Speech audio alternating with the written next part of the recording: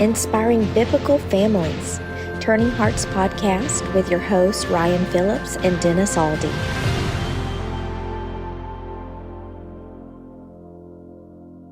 Welcome, everyone. Turning Hearts Podcast. Ryan Philips, Dennis Aldy. Good to have everyone back. Thank you for listening.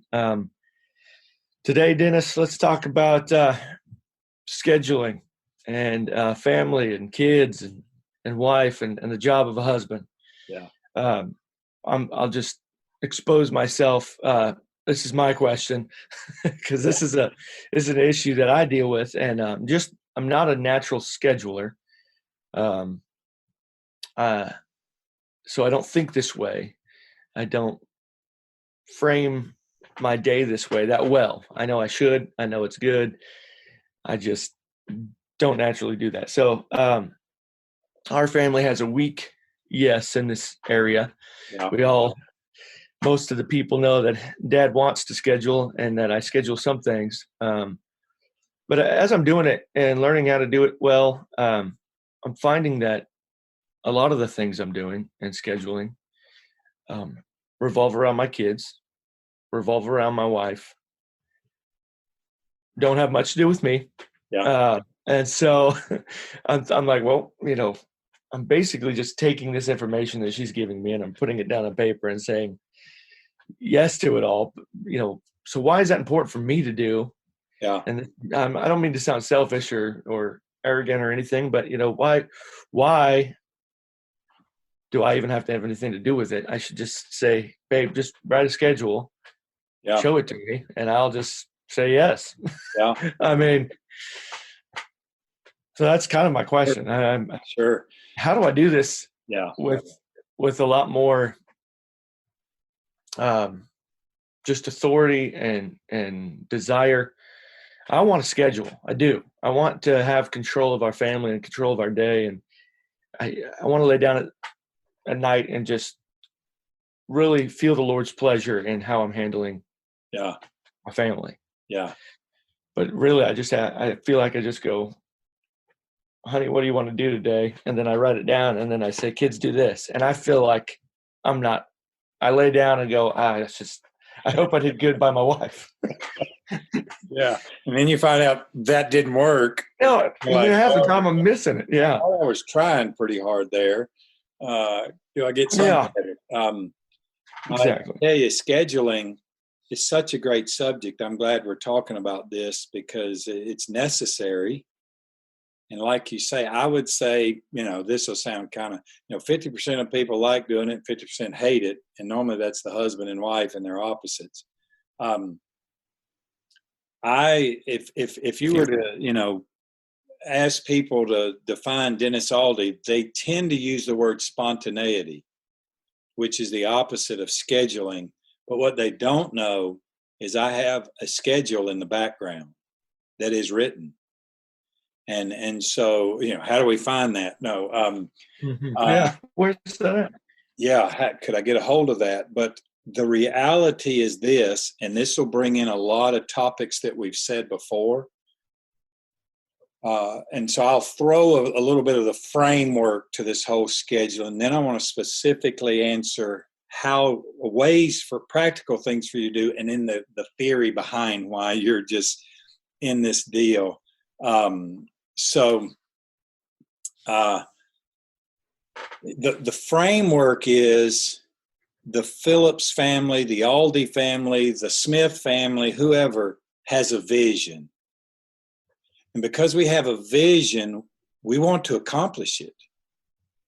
And it's just as true can be, that if you don't have a vision that makes its way to a schedule, it is impossible. And I use the word impossible. Some would just say real hard. I think it's impossible to obtain the vision. Mm-hmm. So that's this framework, is that we need to accomplish. And I even think, like you're saying, you want to lay down at night and you want to feel like we accomplished something today. I think we're supposed to feel that pleasure that we did something. We accomplished something that's moving us closer towards this end time, and I'm not talking about like eschatology, but this goal of our marriage and family 30 years down the road. Right. So anyway, you may start to hear a few kids screaming, bouncing on the walls there, because Dara has a bunch of kids over right now. Oh, yeah. But anyway, so we need it.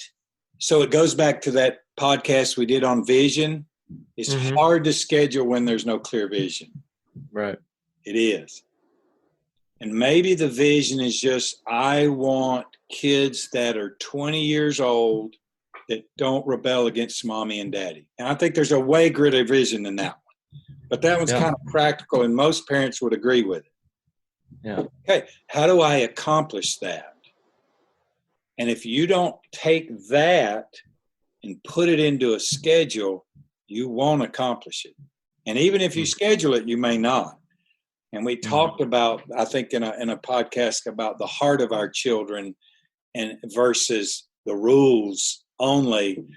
And that's a part of that too. But so we start with a vision. If you're struggling with schedule, just be sure you have a vision. That's not big.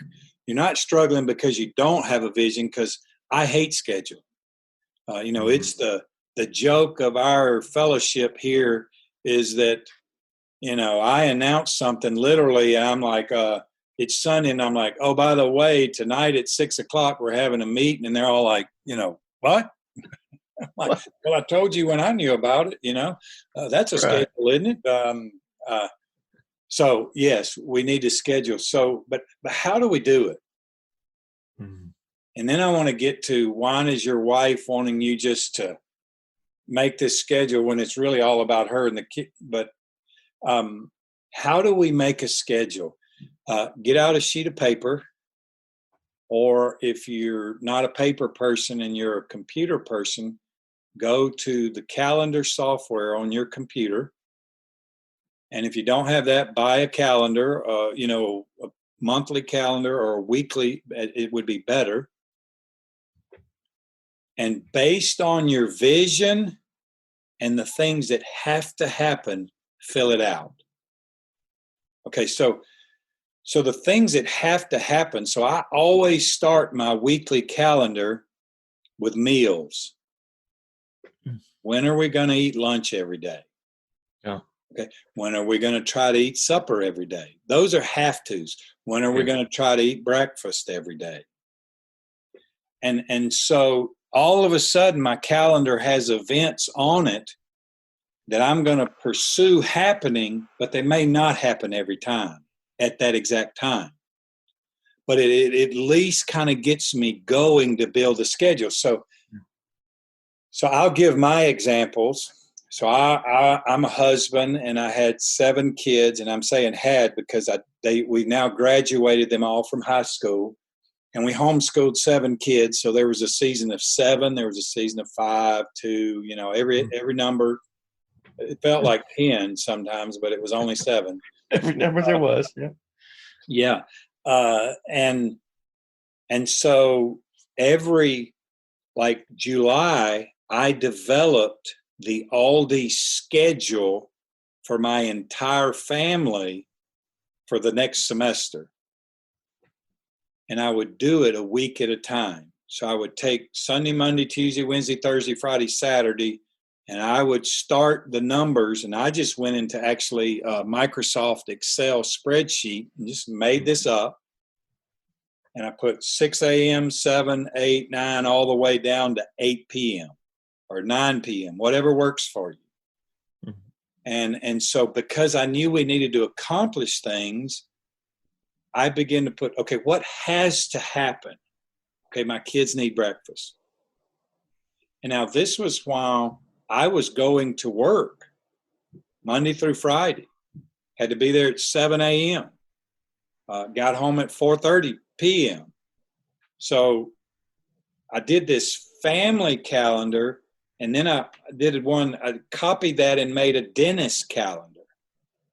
And so breakfast might show up on the family calendar, but maybe it didn't on me because of something else I was choosing.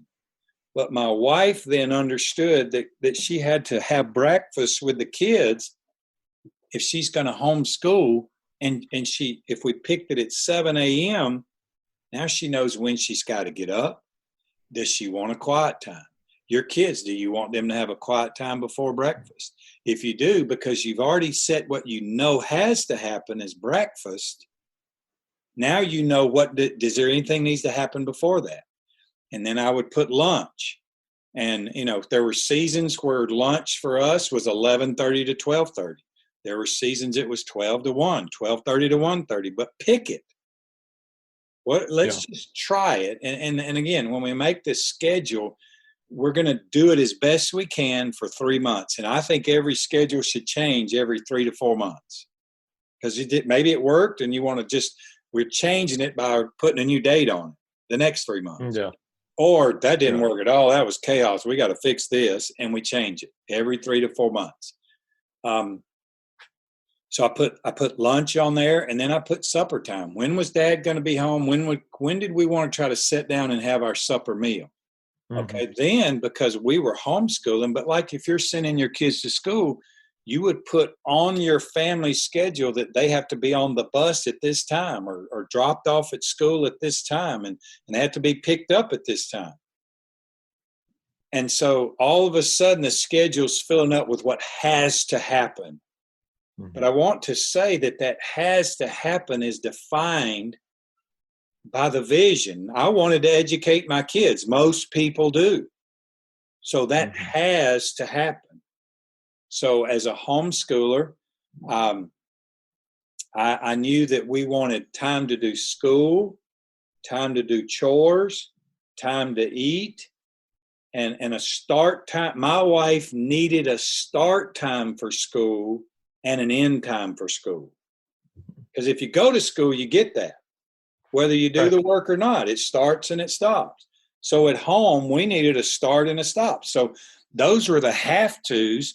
So I picked math is going to be for our kids every day at 9 a.m. And every day, and so I'll just create Monday. So I want breakfast at 7 a.m. And you may pick 8 a.m. I'm not telling you when, but breakfast, lunch, and supper, they go on the calendar where I think they'll work.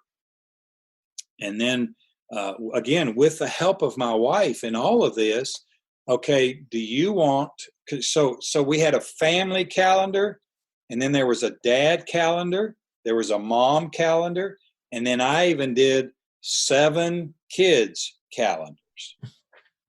Wow. Okay, it's super easy when you're on your laptop with a spread, and you just change 2 or 3 things, and because the family calendar is driving dads, it's driving moms, it's driving every child's.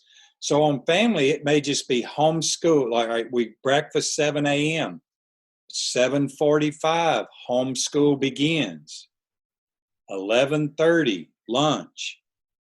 12:30, chores. 1:30, homeschool begins again. 3 o'clock, homeschool ends.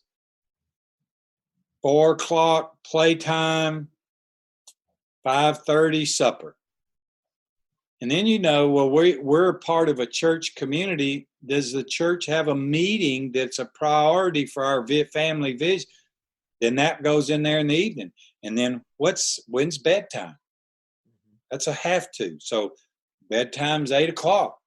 So 8 o'clock's on there, bedtime. And so all of a sudden, the family calendar. So now I take that and I go to my oldest son, and where it says homeschool begins, I put math. And then I give him an hour or whatever to do that, and then I put history. And if that's all he can get accomplished by lunch, then I put lunch. So lunch transferred straight into his. And then if chores, then chores transferred. It said chores / your bedroom, the dishes, whatever his chores are. Right. So he knew that this time, and then homeschool begins again, and there was English, and there was science. And so I just spelled it out, every child. And that also, I did that for my wife. So, and again, it wasn't that I'm not some dictator telling anybody what to do. I'm facilitating and they're giving input to me. I'm saying, what do y'all want this? I mean, can you do this? No, that doesn't work. Well, let's don't do that. Mm-hmm. But I spelled every day out. I spelled Saturdays out. But Saturday might say breakfast at 8:00, lunch at 12:00, supper at 6:00, and it might just be work. That was a schedule. Or, I don't know, whatever your garden. Yeah. And during garden season, normally that's in the summer when we're not schooling. So instead of homeschool, I got garden work. Then I got projects or playtime, all those. Playtime gets scheduled. Right. And you think you're becoming a robot, but no, you're actually just becoming highly successful. It's just structuring the family. Yeah. I mean, it's helpful. Even the little bit of schedule I've got is been helpful. So, and I remember this when I was in ministry school, we had to read a book that it was written by a Mormon. It was very famous. Guy made a fortune. 7 Habits of Highly Effective People. And the number one habit is that they schedule their life based on their vision and goals so that they accomplish it. It's the Bible verse, Proverbs 29, without a vision, you perish. Without a vision, you can't. Most simple, basic thing. Yeah. And so we need a family vision that needs to turn into goals that we want to accomplish each 3 months. So 3 months from now, what would you like to be true about your family? I would like to feel like and I say 3, like September to December is 4, so maybe 4 months. So, and that's a semester of school. So I would like us to be halfway through with our home school year. That's a goal for this next 4 months. Mm-hmm. I would like for my children to have accomplished these chores well. So these are now, my vision is translating into goals, and that goals are going to go into how do we make it happen? And what we need to know is that any schedule can be changed any day, but we keep the schedule. It's not our law, it's our pursuit. It's our structure. And so, all of a sudden, Dad and Mom get a call on Tuesday night that, hey, Wednesday, I happen to have free tickets to the zoo if you guys would like them. And you're looking at the schedule going, all of a sudden you go, does the zoo fit into the vision? And if it does, then you just X out that day's schedule and you go to the zoo. If the zoo doesn't fit into the schedule, say, thank you so much for those tickets. That would really be a blast. Our schedule, we're really trying to be on track right now because we homeschool and we just want to be faithful with that.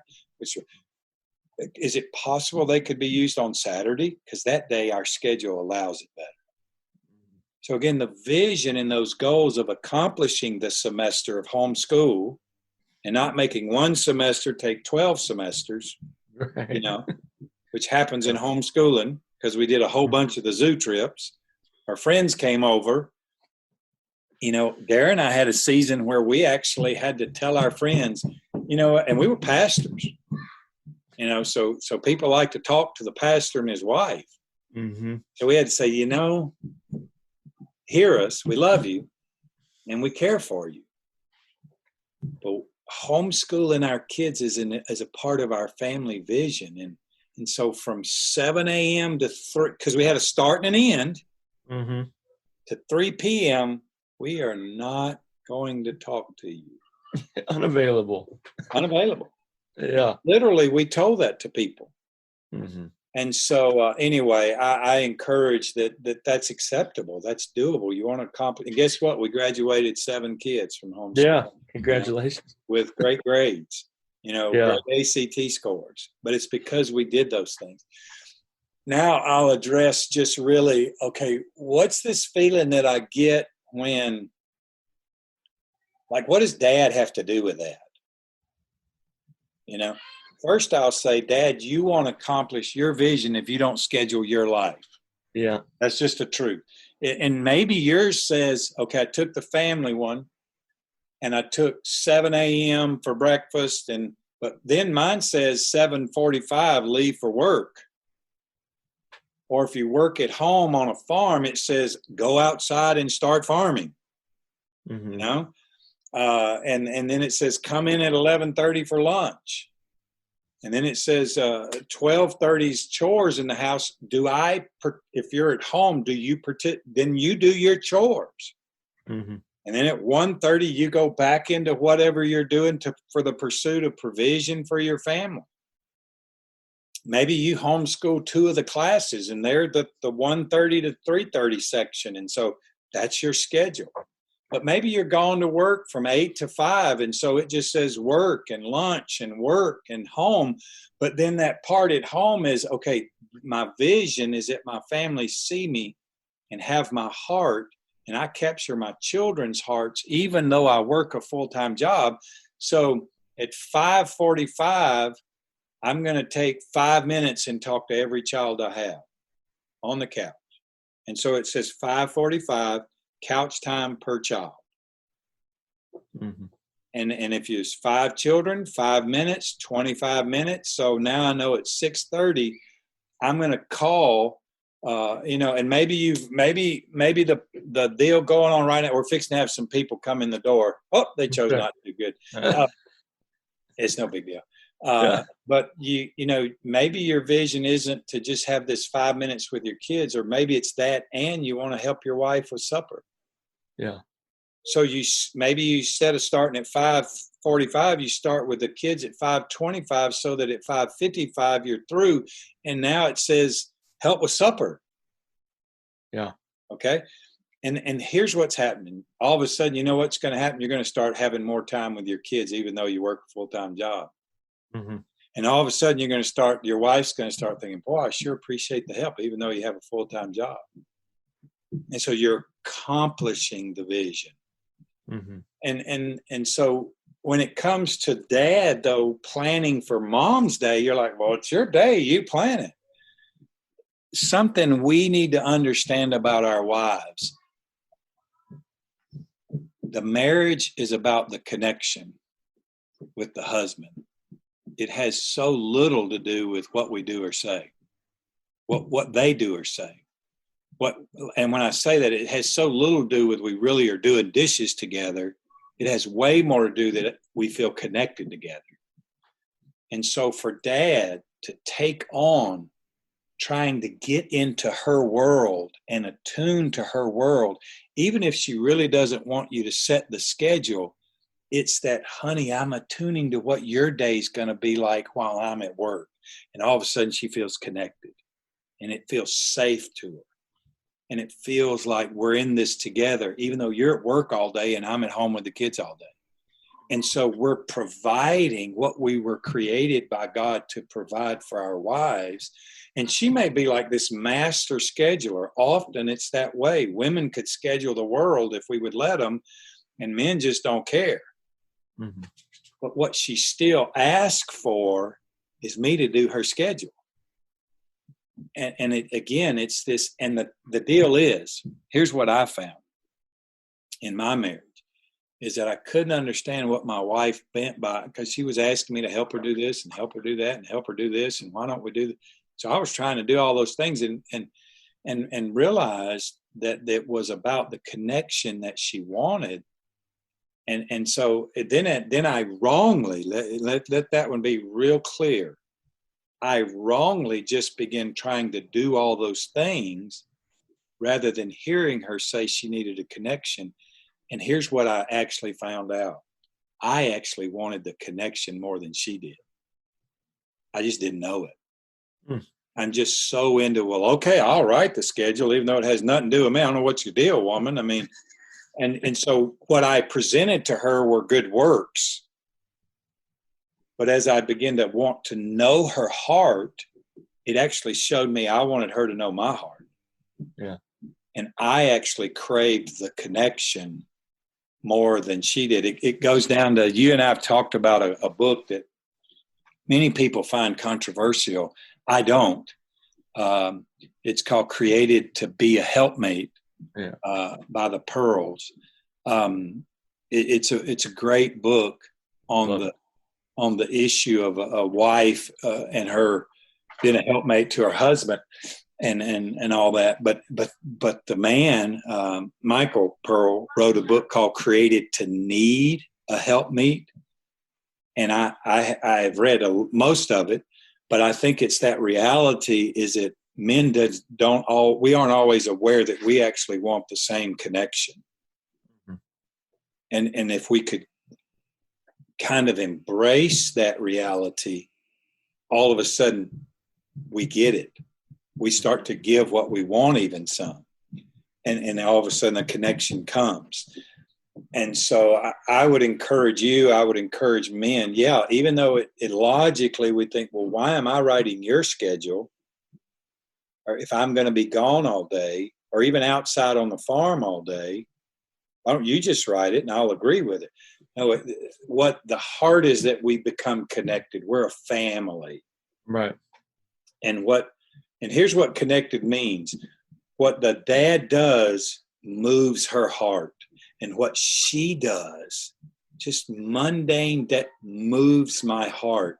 And I want to attune to those things and let it move my heart. Mm-hmm. Okay, so something as simple as writing a schedule and thinking about it with her and asking her questions. Will this work? Oh, it won't. Well, how can I help you find a way that will? What if I took on the chore time so you got your 45 minutes where you're not dealing with the kids? Since I work at home, I could do that. Mm-hmm. So now the schedule changes from chore time to dad overseeing chore time. So I come in and I just run. Okay, so-and-so, so-and-so, so-and-so, go. Your whistle blows. Go, chore time. I'm going to be by in 30 minutes to inspect it. And all of a sudden, mom's heart's just soaring because she got her quiet time at that time. And she feels so connected that her husband's on her page. He's laying his life down for her, loving her. And he cares about how her day goes enough that he's involved in helping her think about it. She probably technically doesn't care how you schedule it. What she's needing is you to think about her day with her. Yeah. And the schedule practically helps it to happen. Yeah. That may not be every case, but I bet it's in a lot of cases. I could tell my biggest disconnect from the little bit of scheduling I've done is I try to alleviate the chaos of the day with the schedule instead of focusing on the vision. That just caught my attention. I've kind of gotten away from accomplishing our vision. Yeah. You try to just, I just try to create peace. Yes. And just go, we need to do structure but that's not necessarily part of our vision. Right. There are seasons where that may be priority number one, eliminate chaos. Yeah. That's not what we're shooting for. Yeah. But it helps to just bring that vision back.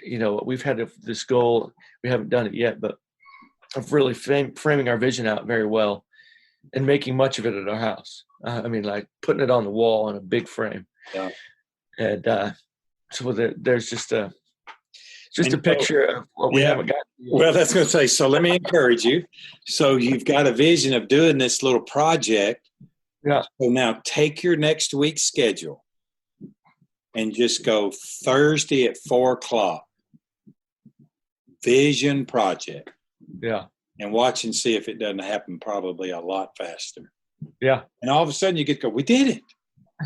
And all it took is dad just picking a time right there. We're going to do it. Yeah. And all of a sudden that one's done. And now you think, you know what? I like this Thursday at 3:00 project time. Let's put it on every week's schedule. Yeah. And that way every week mom knows. So that just comforts her heart. Dad knows. So that prepares him to go in and do it. And the kids love watching mom and dad work together for the family. And so next week it was fix that broken thing that we keep saying someday we need to fix that. Well, all of a sudden it gets fixed. Mm-hmm. And it's not just a honey-do list, it's the family do list that we always say we hope happens, but never happens. Yeah.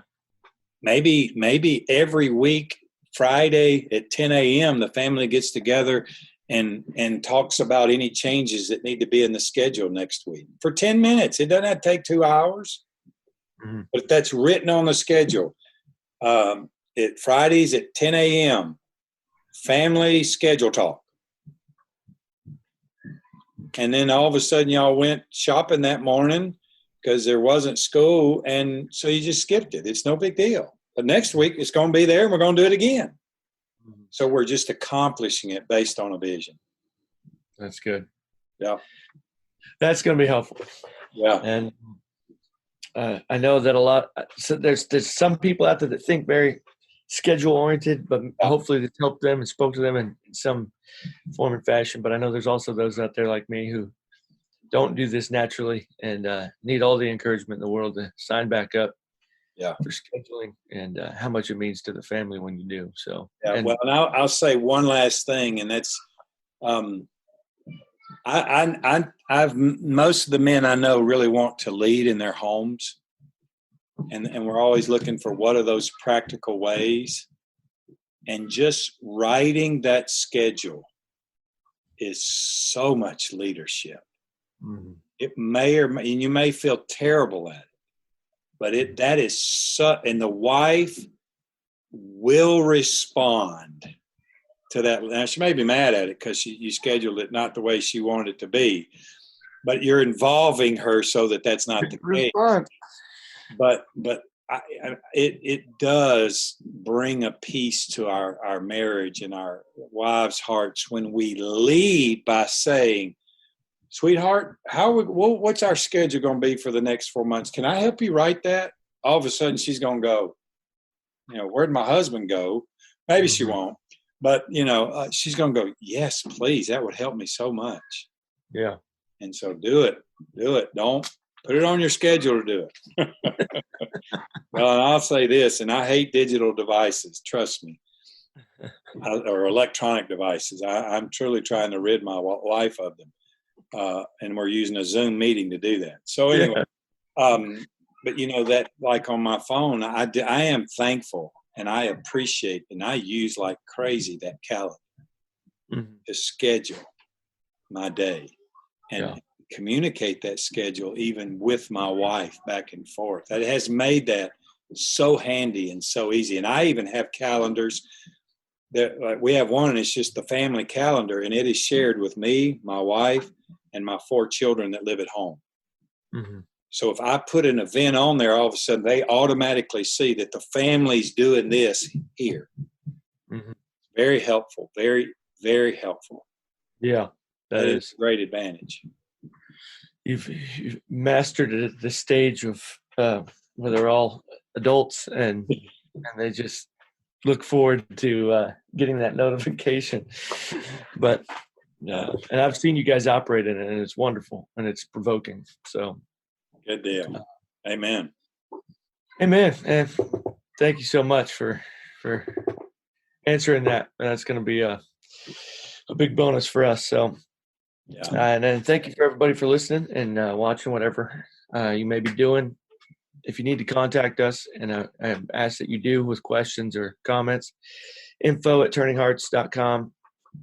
We'll get to us, and we'll try to answer, help, discuss.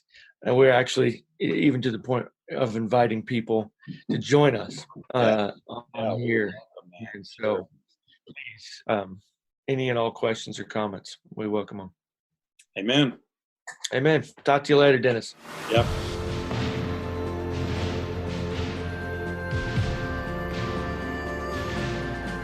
Thanks for listening to the Turning Hearts podcast.